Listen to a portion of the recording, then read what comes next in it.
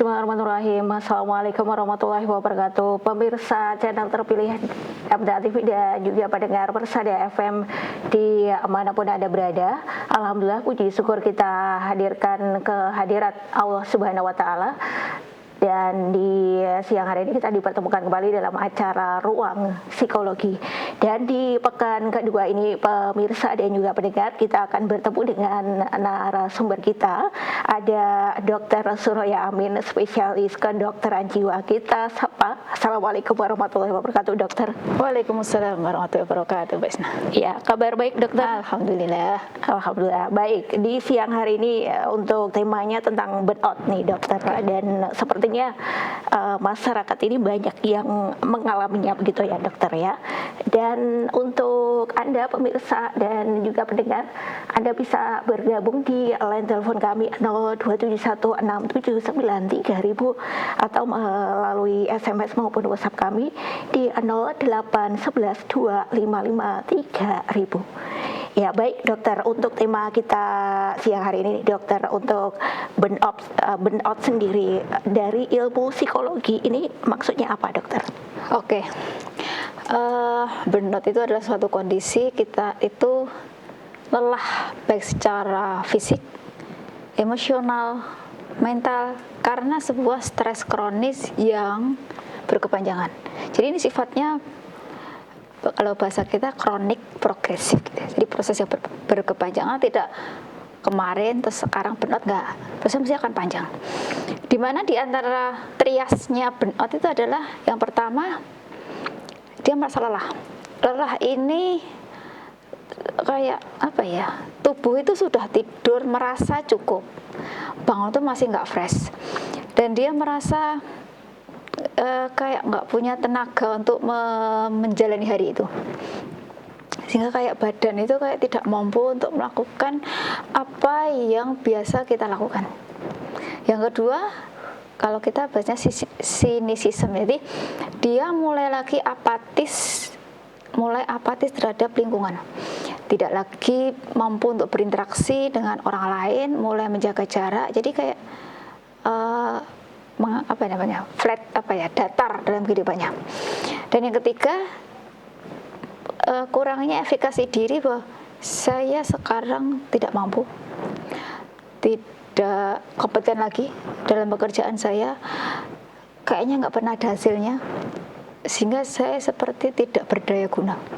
Nah, itu nanti dampaknya tergantung dia di pekerjaan, di pendidikan, di rumah, akan memberikan hasil yang tidak maksimal dalam dampak dari burnout ini. Seperti itu, Mbak Winnie. Iya, ini kalau dari penyebab sendiri nih, dokter, itu untuk yang pada akhirnya masyarakat sekarang itu banyak mengalami burnout, itu penyebabnya dari apa saja, dokter? Oke, kondisi sekarang dunia yang tidak jelas itu ya, mulai dari ekonomi mulai dari BBM yang naik turun gitu ya, penjualan yang tidak sesuai harapan, apa yang kita planningkan terkait dengan finansial kita sangat tidak sesuai ekspektasi. Kemudian terkait dengan tuntutan produktivitas, karena beberapa pabrik itu mulai evaluasi, ada yang dulu setahun jadi 6 bulan, dulu 6 bulan jadi 3 bulan, jadi kayak hidup itu dikejar-kejar untuk bisa produktif agar tidak di PHK. Selain itu, karena adanya PHK, otomatis yang bisa dikerjakan 10 orang jadi tinggal dikerjakan 5 orang, jadi overwork, beban kerjanya jadi berlebih, sehingga kayak hidup itu kayak dikejar-kejar kerja. Selain itu, tambah lagi suasana sosial yang individual.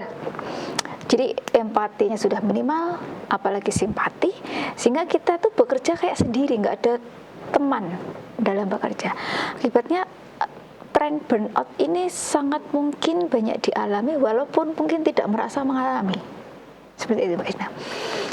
Iya, kalau tadi yang dokter sampaikan mengalami tapi tidak menyadari merasa mengalami. Nah, kalau untuk dari diri kita sendiri nih, Dok, tanda-tanda itu apakah bisa nantinya dari yang dokter sampaikan akhirnya bisa mengarah ke sini ke burnout begitu? Oke.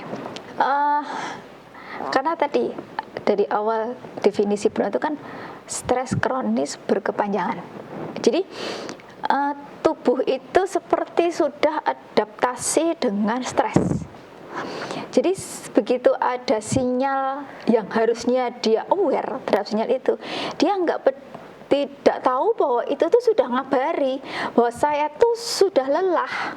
Tapi karena kita sudah lelah, tapi proses tubuh stresnya berjalan terus, tubuhnya sudah mulai sebenarnya kelelahan, tapi kita tidak peka karena senggolannya kecil-kecil, sehingga tidak merasa mengalami lah. Tuntutan yang selalu dan kontinu seperti itu terus, ya kita seperti hidup tuh lempeng aja gitu. Karena ya bahasanya mengalir. Mengalirnya mengalir dalam kondisi yang berbeda. Jadi mengalirnya itu ada soal jawab, seperti tidak menikmati itu.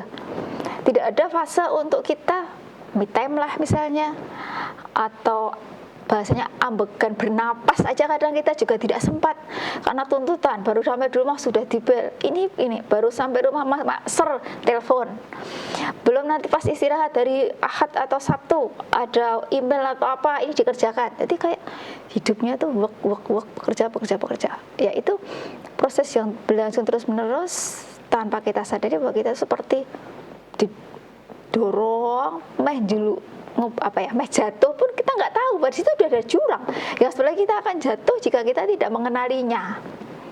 Baik. Kalau untuk membedakan sendiri ini, Dok, antara kelelahan biasa gitu atau mungkin saat ini saya sedang tidak mood begitu. Nah, dengan burnout sendiri apa nih, Dok?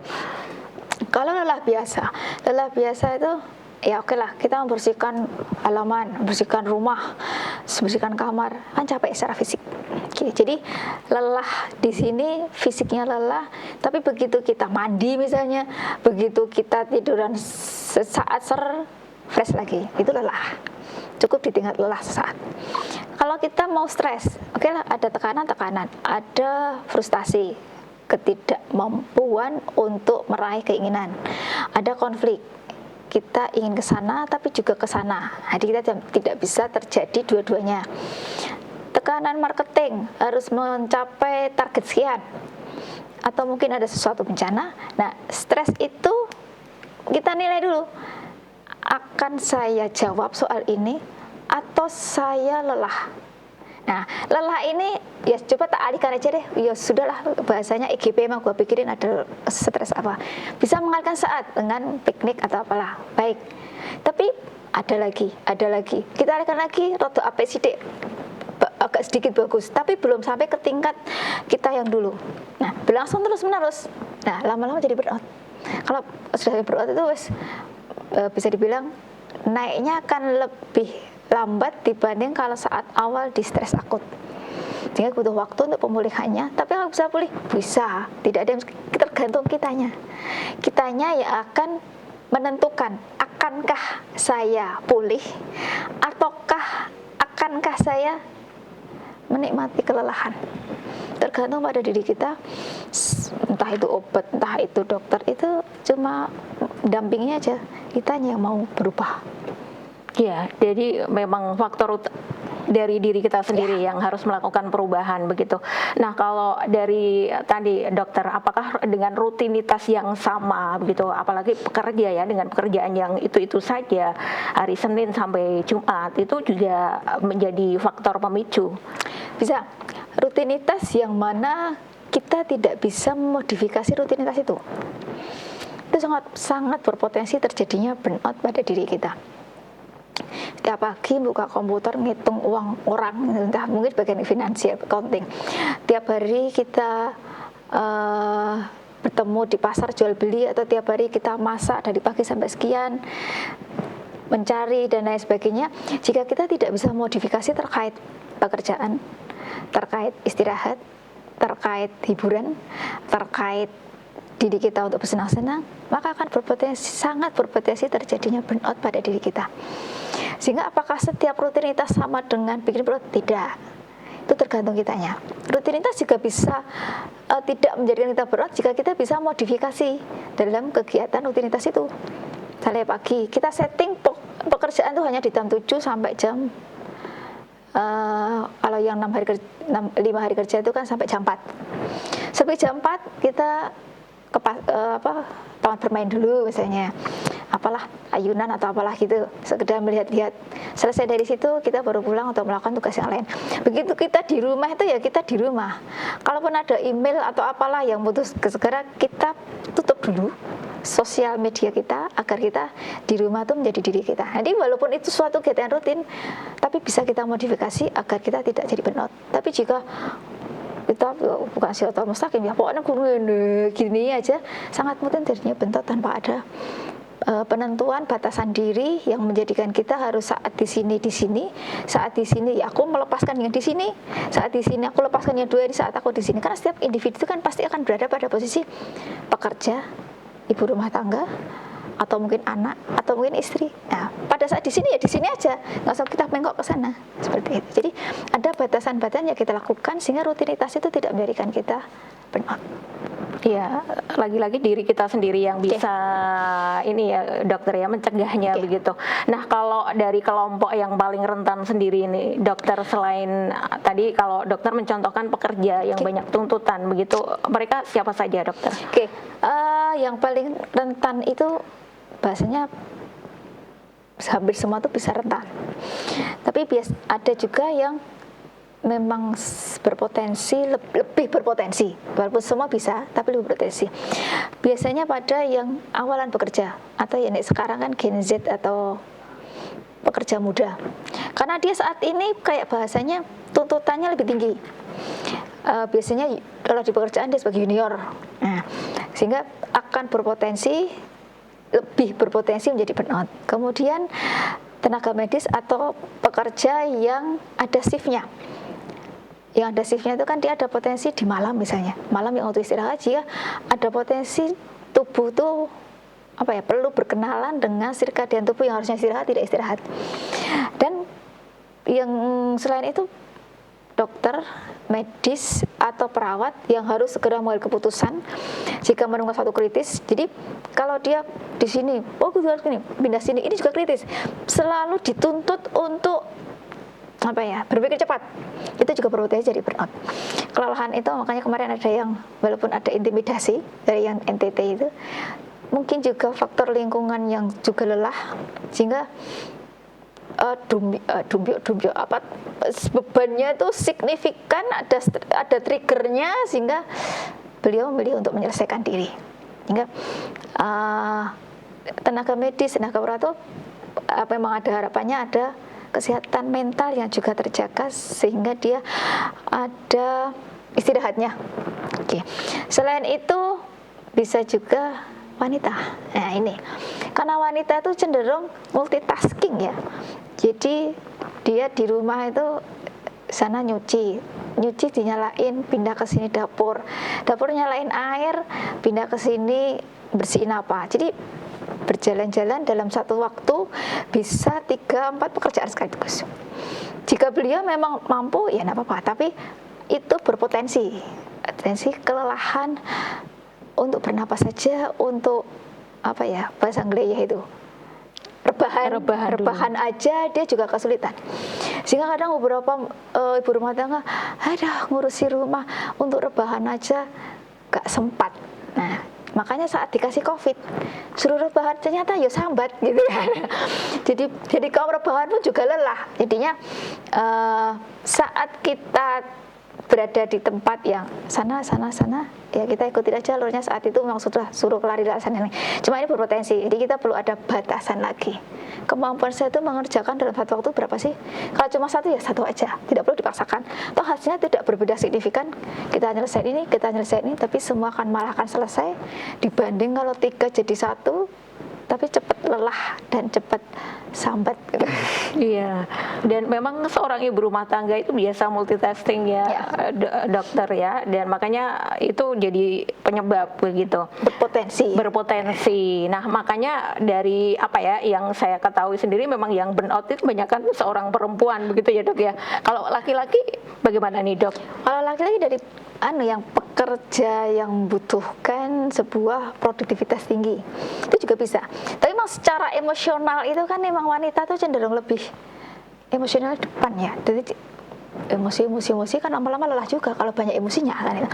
Nah, tapi laki-laki juga ada yang terjadi burnout di mana tuntutan merasa harus bertanggung jawab, tuntutan untuk memberi nafkah yang cukup, tuntutan untuk di rumah harus sebagai imam, di kantor harus bekerja dengan baik, sehingga tuntutan-tuntutan itu yang jika dia tidak membatasi diri terkait kemampuannya akan juga berpotensi burnout juga untuk seorang laki-laki. Kelelahannya tanpa terasa dia produktivitasnya akan menurun karena efek tuntutan, tapi ternyata malah menurun. Jadi nanti malah potensinya gangguan mental. Kalau burnout bukan gangguan mental ya, burnout itu. Tapi potensi terjadi gangguan mental karena burnout. Beda. Oh begitu, berpotensi terjadi gangguan mental, tapi bukan gangguan mental ya dok ya. Kalau ini dibiarkan terus-menerus ya, begitu dok? Berlangsung, nanti lama-lama bisa terjadi depresi, kecemasan, atau mungkin psikosomatik yang dulu itu saat tubuh lebih dulu bicara dibanding kata, itu juga bisa. Iya, kalau di kalangan anak muda sendiri nih dok, untuk burnout sendiri apakah memang juga sangat berpotensi? Kalau anak muda yang masih sekolah ini utamanya, sekolah yang PR-nya banyak, belum lagi suasana persaingannya, kan kadang sekolah ada peringkat itu ada yang bagusnya, ada enggaknya. Kalau bagusnya dia bisa bersaing, tapi enggak bagusnya saking sangat menggebunya untuk menjadi yang terbaik, itu jadi berasa kayak, duh kenapa nilaiku cuma 9, temenku 10. Nah, besok lagi, aduh kenapa nilaiku 10, dia masih 10 juga. Nah, jadi kayak berasa dikejar-kejar untuk selalu nomor 1. Anak muda arahnya ke sana. Jadi nantinya malah lelah dikejar ingin berprestasi, lelah dikejar untuk menjadi yang terbaik, apalagi nanti orang tua juga malah tambah tekanan, nilai kok segini, nilai tuh ya segini, tuntutan dari orang tua, ya karena ada masa lelahnya, karena ada tuntutan, tekanan, sementara dia tidak bisa membatasi. Lagi-lagi batasan dirinya tuh yang utamanya. Kemampuanku tuh cukup di sini, ya nggak usah aku lari ke sana. Yang penting aku lulus. Nah, ada yang seperti itu. Kalau bisa membatasi diri, insya Allah juga tidak terjadi burnout. Iya, dan baik kalau yang remaja juga berpotensi ya dok ya. Lagi-lagi dirinya sendiri yang harus bisa untuk mencegahnya itu. Nah kalau ini dok, ada tipe-tipe seorang yang perfeksionis nih dok. Misalnya rumah itu harus bersih, kemudian pekerjaan ya harus rapi, harus tepat-tepat begitu. Nah yang demikian itu bagaimana nih dok? Perfeksionis itu kan bagus, tapi kalau masih fleksibel nggak apa-apa. Tapi kalau rigid, artinya harus, nah itu berpotensi burnout. Telah namanya buku itu ya disimpan di lemari, ya namanya handuk basah itu ya namanya di jemuran. Jadi begitu ada sesuatu yang berbeda, itu sudah gemes, sudah sensi dengan kejadian. Bahasanya sekedar handuk basah, tapi bisa menjadikan kita sampai ubun-ubun. Bujuku kok ira dong. Nah, perfeksionis itu sebenarnya maksudnya dia biar tertata, biar rumah itu terjaga kebersihannya, letak-letaknya kita tahu, sehingga nanti saat kita membutuhkan itu kita bisa cepat. Maksudnya ke sana. Tapi jika itu sebuah keharusan tanpa adanya fleksibilitas terkait tempat, terkait suasana lingkungan, itu membuat kita berpotensi lama-lama capek. Kesannya cuma sekedar itu sedikit, lama-lama dia mengatasi kehidupannya sudah karena tuntutan tadi, lelah juga. Tapi prosesnya panjang. Kalau burnout itu mesti harus prosesnya panjang, tidak bisa sekarang terus langsung burnout, enggak, butuh waktu untuk. Nah, waktunya ini yang berbeda-beda. tiap orang individu, tapi mesti berkepanjangan dulu dari sebuah stresnya. Ya, baik. Tadi dokter, kalau burnout sendiri kan berpotensi ke gangguan mental nantinya begitu. Nah, kalau misalnya dibiarkan terus-menerus begitu, apakah nanti bisa mempengaruhi kondisi fisik seseorang, termasuk juga emosinya begitu, Dok? Oke, kan tadi kelelahan tubuh sudah merasa kemampuannya sangat menurun, berpotensi jadi gangguan mental tadi, misalnya depresi dan lain-lain, itu fisik itu juga akan menjawab. Misalnya, oh saya sakit, sehingga saya harus mengabarkan ke seluruhnya, kortisolnya keluar. Nah, kortisol yang keluar ini sebenarnya udah keluar dari zaman kapan? Dari sejak dia terjadi stres awal, itu yang namanya kortisol itu sudah berjalan. Awalnya tubuh itu sebenarnya sudah ngabari, biar segera menyelesaikan stresmu. Nah, tapi karena prosesnya pelan tapi pasti, lama-lama tubuh itu berteman dengan kortisol. Nah, ini yang berisiko. Karena kortisol itu, kalau sedikit, bagus, tapi kalau banyak itu sifatnya bahasanya merusak, ya.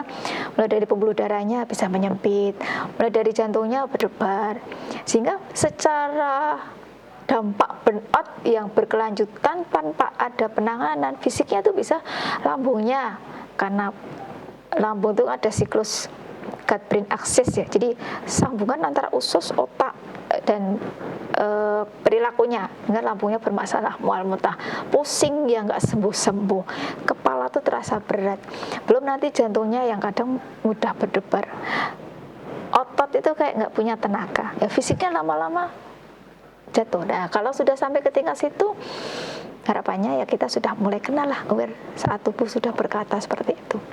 Iya, baik dokter, nanti kita lanjutkan di sesi yang kedua. Kita nanti akan melanjutkan bagaimana penanganannya ya, Dok ya. Dan untuk pemirsa dan juga pendengar yang ingin bergabung, Anda bisa bergabung di line telepon kami 02716793000 atau melalui SMS maupun WhatsApp kami di 08112553.000. Dan Ruang Psikologi akan kembali selepas beberapa informasi yang berikut ini.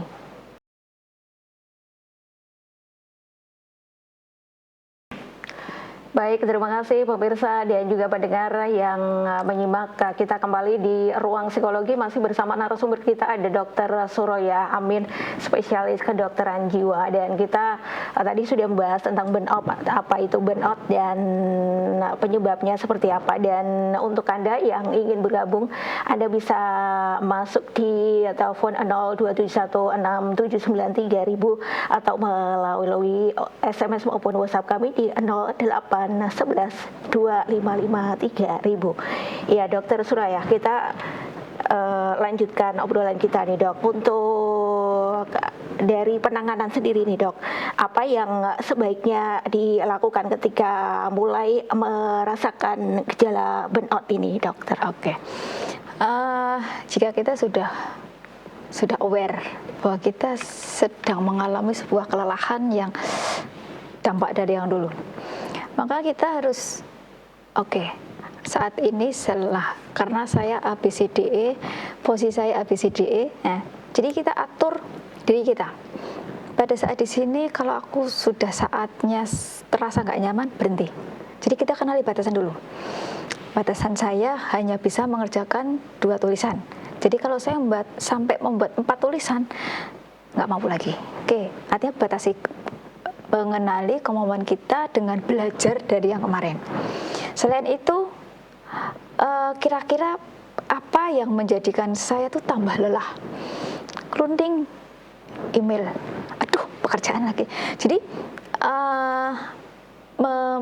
mengenali sumber stresornya, notif apa yang kita itu merasa tambah lelah. Entah notif email, entah notif telepon. Nah, biar itu sementara kita off-kan seluruh HP kita. Biar kita tuh benar-benar menjadi diri kita. Kemudian ketidaknyamanan rasa itu kan tegang semua gitu ya. Nah, kita lakukan relaksasi. Relaksasi bisa dengan teknik pernapasan yang dulu pernah kita sampaikan, 478. Tarik 4 kali, tahan 7 hitungan, keluarkan 8 hitungan dalam kondisi duduk atau apa yang paling nyaman di kita.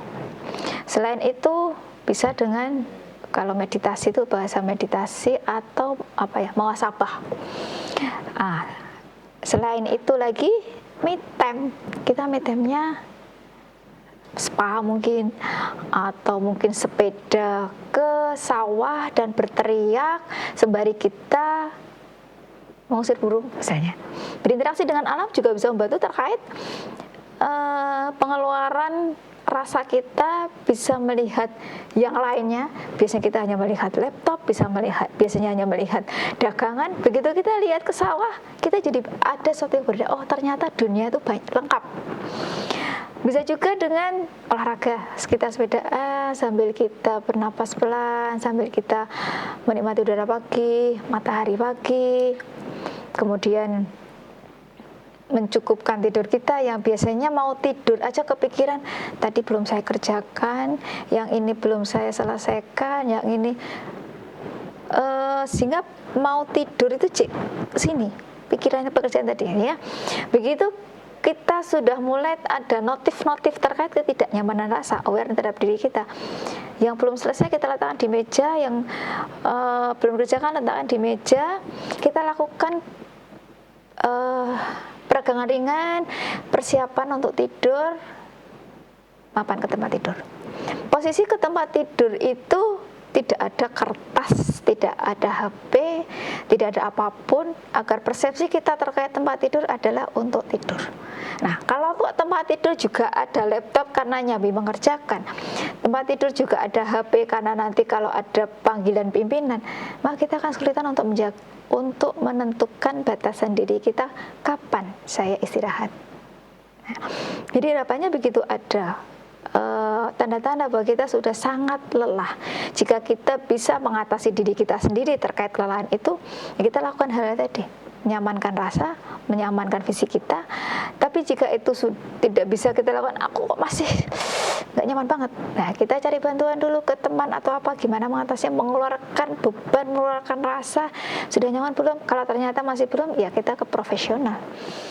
Mungkin ke psikolog atau mungkin ke psikiater untuk menyamankan di rasa, menyamankan di fisiknya.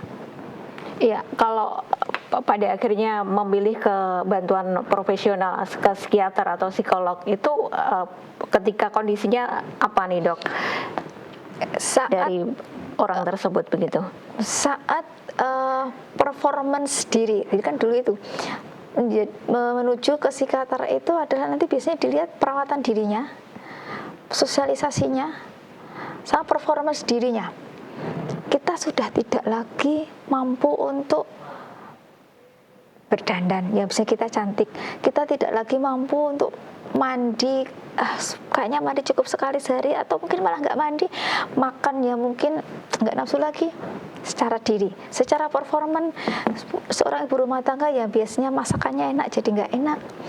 Secara sosialnya sudah nggak mau keluar lagi karena ketidaknyamanan, keluar nanti ndak nah, akhirnya sudah nggak ada sosialisasi, performa diri sangat turun, perawatan diri pun sudah, nah itu mestinya sudah mulai menuju ke arah bantuan profesional karena sudah terganggu di tingkah item itu. Iya, jadi itu tanda-tandanya begitu ya, dokter ya. Baik, sudah ada beberapa yang bergabung ini, Dok. Saya bacakan yang sudah bergabung, ada dari nomor 286 di belakangnya. Anak saya habis pulang dari pondok kebanyakan tidur. Kalau bangun pegang HP. Apakah kebiasaannya ini termasuk tanda-tanda burnout begitu, dokter? Silakan. Belum tentu ya, artinya karena di pondok kan nggak boleh pegang HP, kesempatan pegang HP kan di rumah gitu ya, dan di pondok itu mungkin saking banyaknya kegiatan jadi untuk tidur aja mungkin terbatas, atau mungkin sebenarnya ada waktu untuk tidur tapi anak-anaknya yang ngobrol gitu karena banyak teman gitu ya, itu malah nggak segera tidur, ini malah ngobrol jadi kurang tidurnya. Jadi pulang ke rumah tuh nyarutang gitu, nyarutang tidur, termasuk HP-nya juga nyarutang karena di pondok tidak pernah pegang HP. Jadi itu tidak menjadikan sama dengan tidur dan pegang HP sama dengan dia burnout, tidak, belum tentu itu. Ya, baik. Ini ada pertanyaan kembali ini dari seorang bapak ya, ini di Sragen, hamba Allah di Sragen, saat saya kumpul dengan teman banyak diam karena tidak bisa mengutarakan begitu. Puluhan tahun saya seperti ini, padahal sebenarnya ingin bicara tapi sulit, kadang ragu, takut atau minder. Nah ini untuk melatihnya bagaimana nih dokter? Oke. Tipikal orang itu kan ada yang pendiam, gitu. Jadi tidak banyak kata tapi banyak aksi. Ada yang tipikalnya kayak gitu. Ada yang merangkai kata supaya tidak melukai orang lain, atau merangkai kata agar pas sesuai apa yang diinginkan. Itu kadang bukan sesuatu yang mudah dilakukan. Sehingga kadang metodenya agar kita bisa mudah mengungkapkan rasa, mengungkapkan kata, menggunakan boneka atau apa dulu di rumah atau di tempat manalah, kita seperti sedang mengajar anak, kita seperti sedang mengungkapkan apa yang kita inginkan. Jadi di rumah dengan sosok boneka atau gambar, sehingga seperti kita bermain peran untuk belajar mengenali kata, belajar untuk mengungkapkan rasa, belajar merangkai sesuatu yang kita itu inginkan. Kalau ternyata sudah cantik nih, sudah bisa pinter nih, sampai di tempat kita nggak pede, ya kita pakai tulisan juga boleh kok, membaca gini. Aku kime ngomong karo Bude iki tentang iki lho Bude. Nah, jadi kalau saat bertemu langsung kita agak grogi atau takut atau apa yang menjadikan kita tuh gak jadi ngeblank. Nah, kita pakai buat tulisan dulu kayak membacakan sebuah narasi kepada beliaunya. Karena kita mau misalnya entah ngabar ke atau apa, kertasnya kita bawa. Gimana kabarnya Budi sambil lihat tulisan. Awalannya mungkin gitu. Tapi nanti harapannya begitu, oh ternyata responnya bagus. Nah kadang kita tidak mampu atau tidak bisa itu karena pernah kita berkata A, satu kata, ada orang yang jawab tuh 10 kata. Jadi kita jadi berpikir, aku itu nggak pinter ngomong, karena kalau aku ngomong nanti jawabannya akan begini dan aku sakit, diomongin gitu. Nah itu menjadikan kita jadi kayak apa ya, terrekod di dalam diri kita, omonganku itu bikin orang membuat nanti akan kembali ke aku sakit. Nah, cara mengembalikannya tadi dengan kita berlatih di rumah. Sudah kita cantik, sudah kita entah intonasinya, entah katanya. Nah, saat nanti di tempat yang kita inginkan kita bicarakan, pakai tulisan dulu enggak apa-apa. Sehingga harapannya begitu kita sudah pede dengan, oh ternyata tidak semua orang seperti ini tadi. Nah, itu sudah bisa validasi bahwa orang itu tidak mesti akan berespon seperti ini. Nah, kalau udah kayak itu bisa udah berani harapannya. Ya, demikian ya yang sudah bertanya di Sragen. Ini dari hamba Allah di Kulon Progo ini dokter, seorang ibu, beliau punya anak kelas 3 SMA sekitar 6 bulan terakhir ini suka marah begitu ya, gampang emosi, kalau diajak bicara yang biasa suka marah-marah bahkan sampai membentak. Nah, apakah dengan kondisi anak yang seperti ini perlu dibawa ke psikolog atau saya saja yang perlu ke psikolog? Begitu dokter, silakan. Jadi biasanya sering marah. Iya. Nah, sering tuh berarti harapannya masih ada nggak marah kan? Oke. Saat nggak marah itu pada saat apa? Saat marah itu saat apa? Nah, jika kita bisa identifikasi ke anak kita, oh dia marah kalau rumahnya berantakan misalnya. Nah, kita upayakan dulu rumah kondisinya tertata. Harapannya episode marahnya mereda. Atau kita kenali dia marah jika saya terlambat pulang ibunya dari kerja. Oke, saya upayakan untuk datang selalu tepat waktu misalnya. Nah, gimana masih ada episode marah enggak? Ini sering marah itu kita explore dulu. Kapan? Mengapa? Nah, pernah nggak dia marah terus mereda? Lah, dengan apa dia tadi mereda? Sehingga harapannya meredakan marahnya si anak itu dengan cara misalnya, kakak kenapa? Kalau kita ada anak marah kok kita bocah kok kurnesu wae, malah kitanya validasi kemarahan dia, ya malah nggak dapat jawaban. Tapi kalau kakak kenapa? Ada orang jadi api, kita jadi air, harapannya ngedemke. coba kakak coba ini minum dulu, mungkin kalau minum jadi nggak marah misalnya. Kita redakan sambil kita nanti saat dia tidak marah, kita kenali, kakak kemarin kok nggak nyaman kenapa? Pertanyaannya bukan marah kenapa ya, karena itu nanti bisa mengingatkan kemarahan dia. Pertanyaannya, kak kemarin kenapa? Kok kayaknya nggak nyaman, kok kayaknya gemes-gemes gimana gitu. Jadi bahasanya bukan ke arah marah. Tidak menggunakan saat nasihat. Saat kita diskusi, hindari menggunakan kalimat negatif ya. Kakak jadi anak itu jangan suka marah, jangan suka banting-banting, jangan suka. Takutnya apa? Jangan sukanya hilang. Dengarnya marah, dengarnya banting-banting. Nah, itu resiko. Nah, jadi kalau misalnya kita sedang dalam kondisi menasihati tanpa disadari si anak, kakak tuh kalau senyum cantik loh. Kakak itu kalau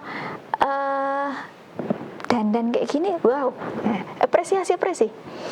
Jadi harapannya kita itu kalimat atau kata yang di rumah tuh kompleks ya, sehingga bukan hanya kamu itu loh sukanya gini perintah, tidak ada kalimat berita, tidak ada kalimat tanya, tidak ada kalimat kata-kata yang lainnya. Ya, ini anaknya beliau laki-laki. Oh laki-laki. Kalau kamu gini ganteng ya, makanya apresiasi terkait musiknya atau kokonya bagus banget mas, kamu beli di mana mas, misalnya.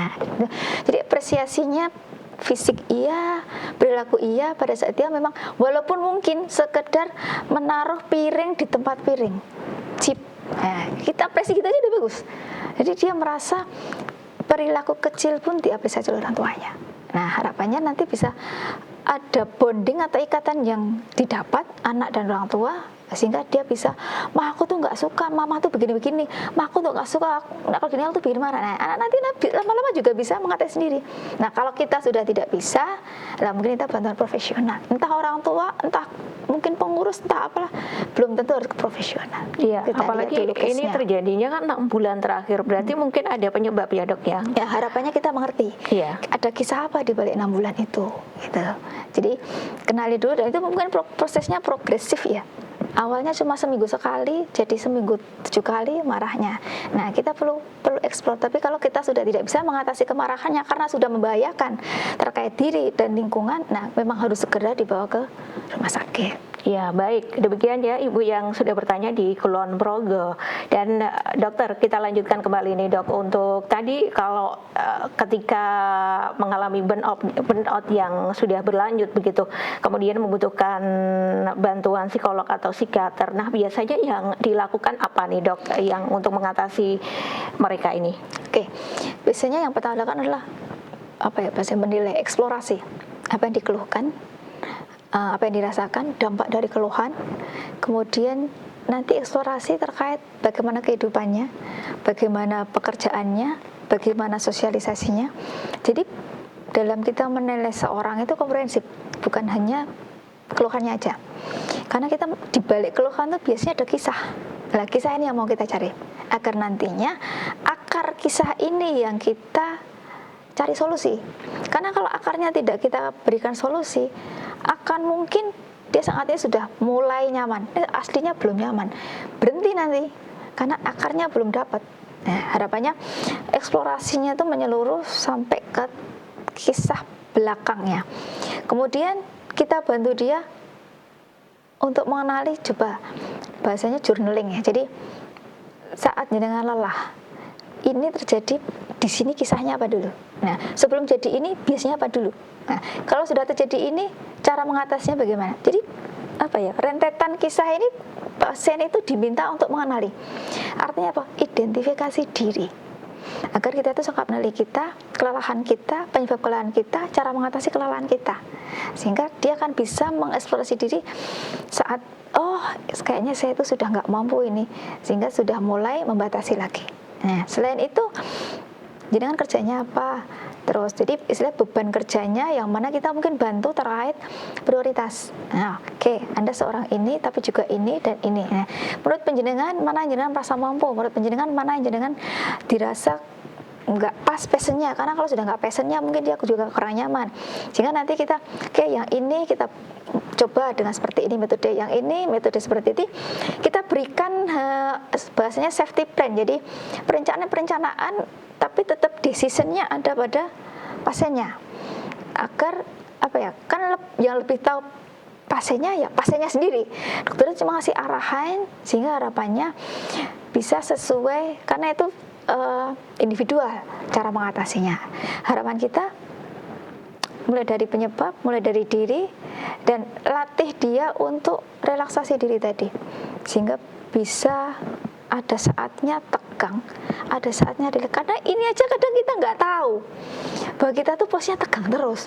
Nah, setelah kita bantu untuk rileks, coba beda nggak dengan yang kemarin? Ya dok, lebih rileks. Misalnya kita bantu dengan mindfulness, bisa dengan bantu relaksasi pernapasan. Oh, ternyata nyaman ya rileks itu. Nah, itu artinya dia bisa mulai mengenali terkait hal itu. Iya, baik. Kalau ini dokter, untuk proses pemulihannya sendiri biasanya membutuhkan apakah lama atau memang tergantung dari dirinya sendiri nih dok? Oke, sifatnya relatif ya. Jadi dampaknya itu sampai ke tingkat apa? Nah, kalau dampaknya sudah sangat berat, misalnya sudah tidak mau lagi keluar, sudah tidak lagi bisa merawat diri, performance dirinya sudah sangat terganggu, artinya cukup berat. Nah, kalau berat, otomatis pemulihannya lebih lama dibanding yang ringan. Ringan tuh ya masih keluar nih, ya ogah-ogahan. Perawatan diri ya masih mau nih, ya sekedarnya. Performa masih bisa bekerja nih, tidak bisa optimal. Nah, ringan nanti akan lebih cepat.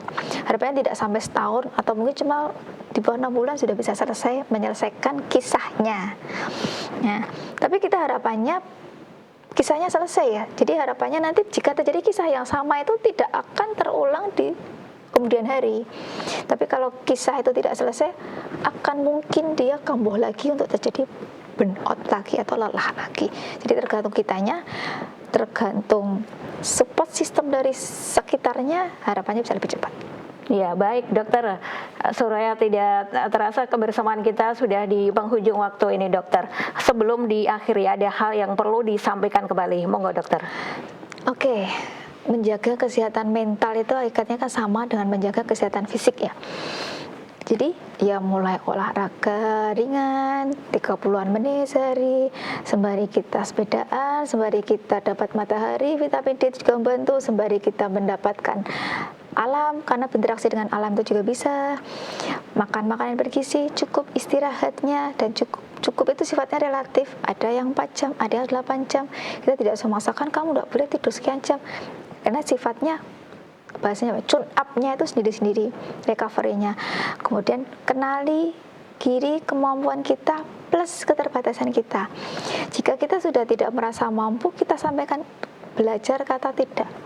Pada orang-orang dengan people pleasure, berkata tidak itu seperti dosa gitu. Nah, sehingga harapannya saat kita memang sudah tidak mampu lagi, ya sudah, kita menyatakan aku benar-benar tidak mampu terkait hal ini karena saat ini saya sedang mengerjakan ini.